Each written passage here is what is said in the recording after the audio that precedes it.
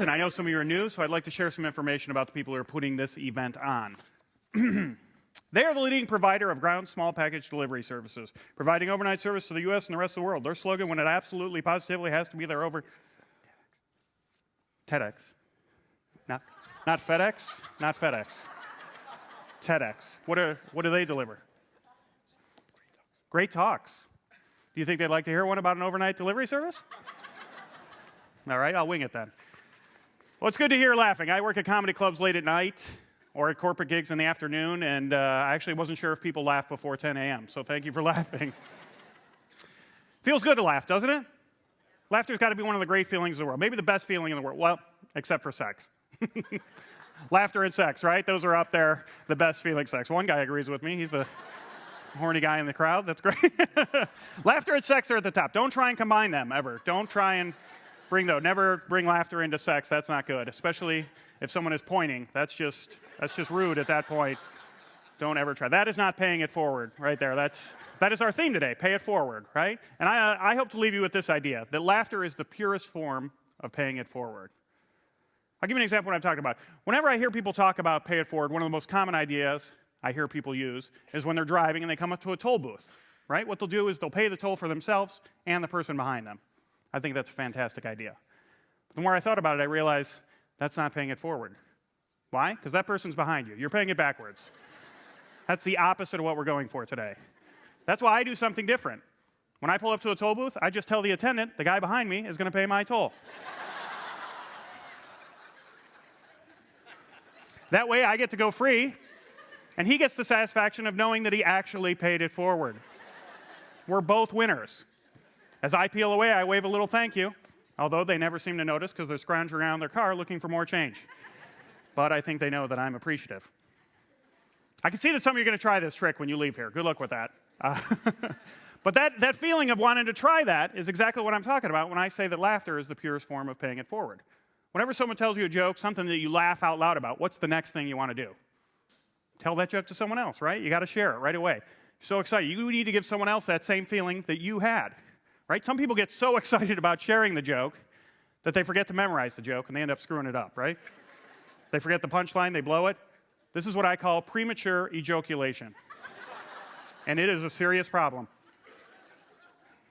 Actually, it's pretty funny when people blow a joke, isn't it? Even then, at least you get to laugh at what a bad joke teller they are. Right? You get to point and laugh at them. That's always nice. What I'm saying is that any laughter works, right? It doesn't matter what you're laughing at, as long as you're laughing. It doesn't mean matter if you read a funny blog or you see a funny photo or a funny story. You got to share it with everyone you can, right? This is what most of the social networking sites are about.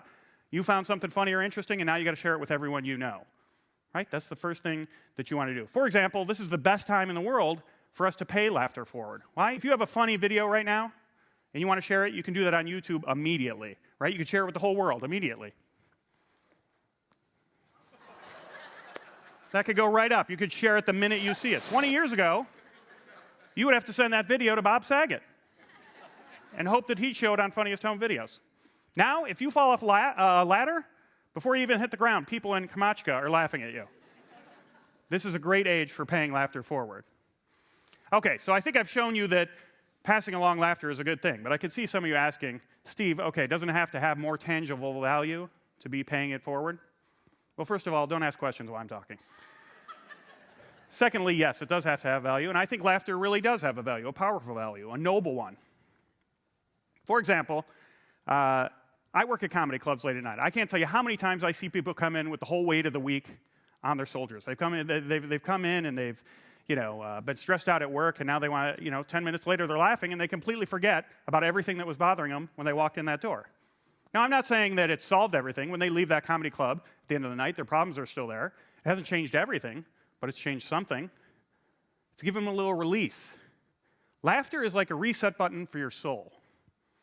That's what it does for you, right?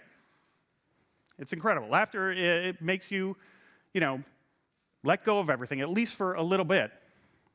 One of the things, I think we're on a different wrong slide that we're at, but so just pay attention to me and not the slide. Thank you. This is the best thing. It's like me blowing the joke. You can laugh at me now. I appreciate it. That's the best part, is that you get a little release for your soul.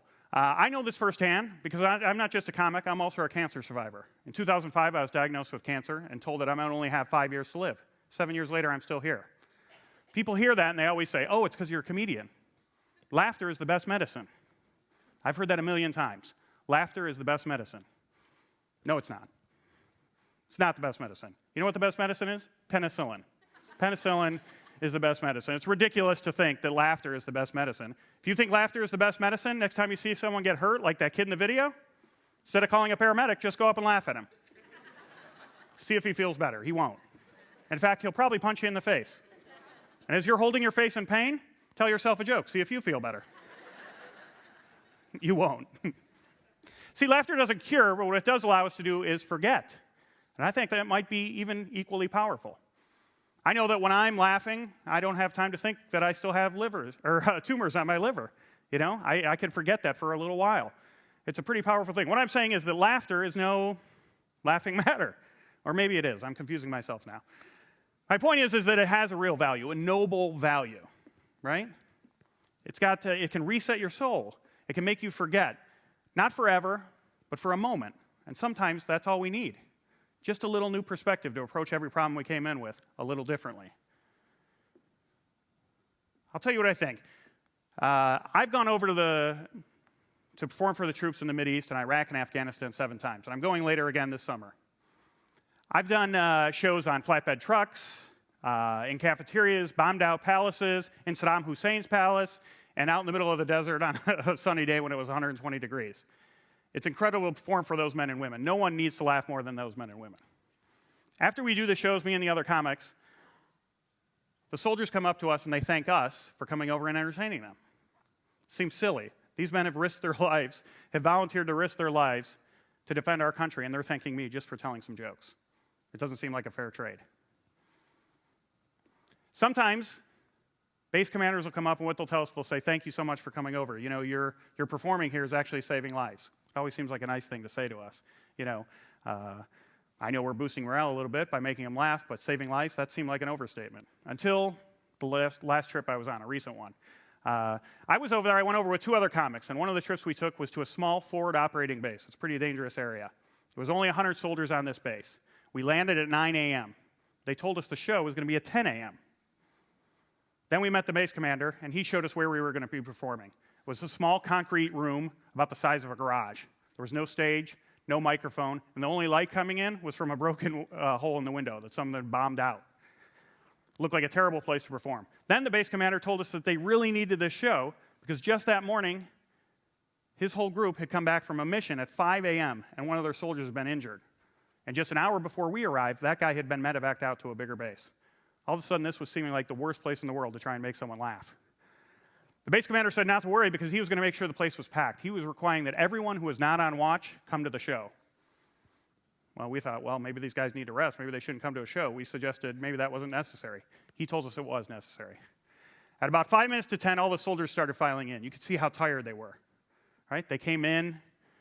You could tell there was fatigue on their face. You could tell they were probably worried about their friend who was away. Some of them hadn't even showered after the mission. They just went right to their bunks. And now someone had woken them up, told them they had to come to this show. You could just see everything on their face, all their worry, everything about them. One person had an extra bad look to him, this one soldier.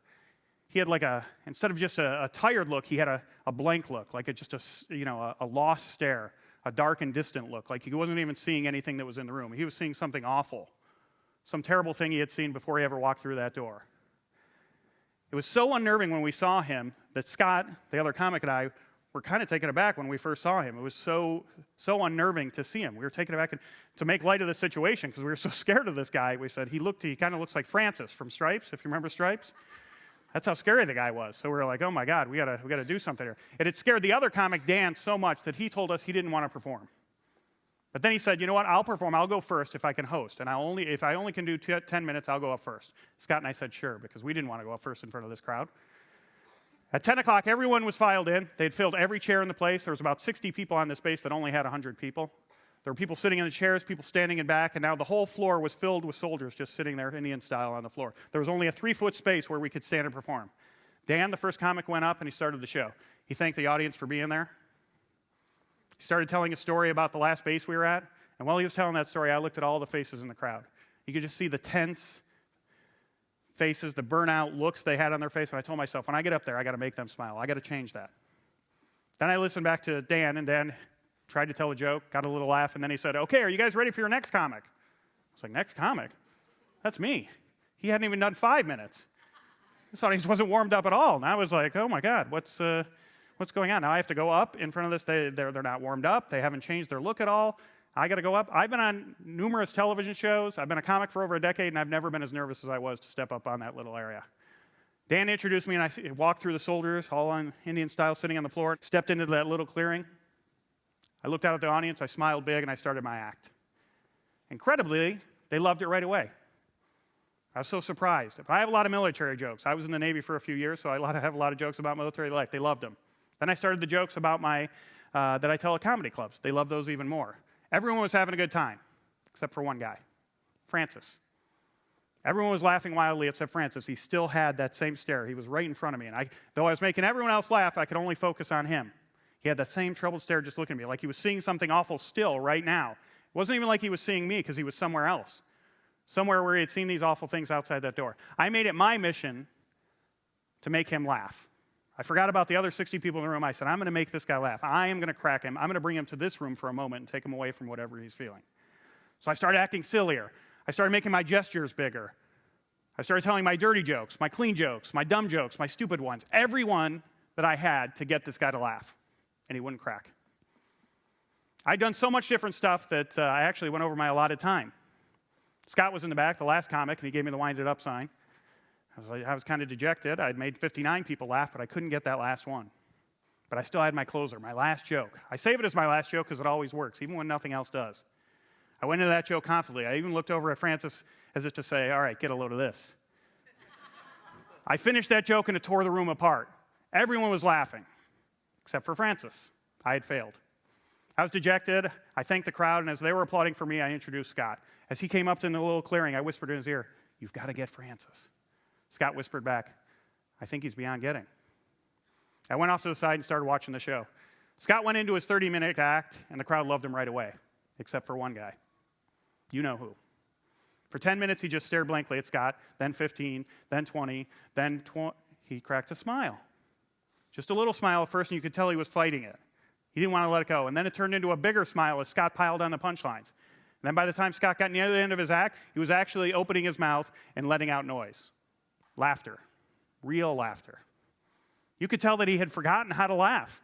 This guy had seen so many bad things out there and had nothing to laugh at for so long that he had forgotten all the places outside all the awful things he saw. He had now been reminded of those places just by laughing. It was amazing to see. I had waited for that moment. I was watching his face while Scott was performing, waiting for that moment, praying for that moment. It was incredible to see when he finally let it go. When Scott got to his big closer, Francis was laughing as big as anyone else in the room. It was amazing. After the show, Francis came up and thanked us. He didn't talk to anyone on the way in, but he came up after the show and thanked us. And he didn't look like Francis anymore. He looked like a guy who just hit the reset button on his soul. Francis went back to his job, I'm sure the next day, with a new outlook, a new approach, and a reminder that there was something outside of everything that he was seeing. I went on from that base knowing that laughter does have the power to save lives. It's amazing. And it's not just me, not just comedians. The great thing about laughter is that you can all pass laughter on. You can hear a funny joke or see a funny video or something and pass it on. You can share that, and you might change someone's life, at least for a moment, or maybe longer. I hope I've shown you that laughter is the purest form of paying it forward, but being the first speaker, I also want to share a little more with you today, being the first speaker, before all the great speakers come today. Our theme is pay it forward, and I wanted to have a good pay it forward moment for you guys. I didn't know what that might be until I woke up this morning in my hotel room, and I came up with a great idea. Why not pay something forward to someone in this audience today?